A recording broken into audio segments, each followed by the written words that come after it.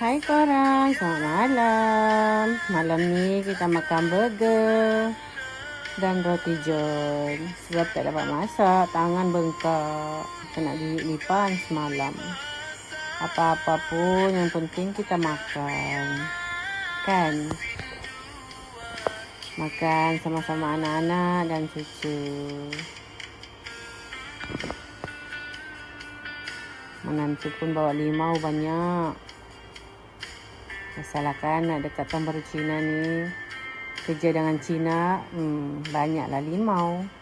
Ampau pun ada sekali. Tangan ni berdenyut-denyut, tapi tetap makan juga. Aduh, tengok cucu tu makan dengan kulit-kulit sekali.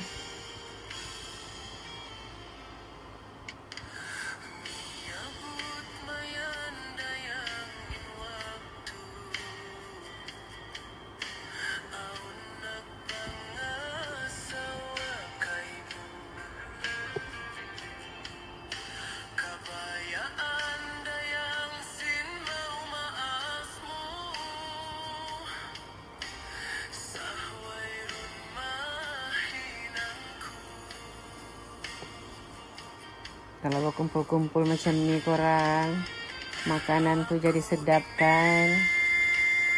Kumpul-kumpul sama-sama keluarga. Bukannya selalu pun, jarang-jarang. Sampai cucu Cik Nani tersalah mama. Ingatkan makcik dia tu, mamak dia serupa kan dengan mamak dia. Dan nama pun adik mamak dia. Lepas tu dia nangis. Jarang-jarang jumpa kan. Okey korang, sampai sini je. Bye-bye.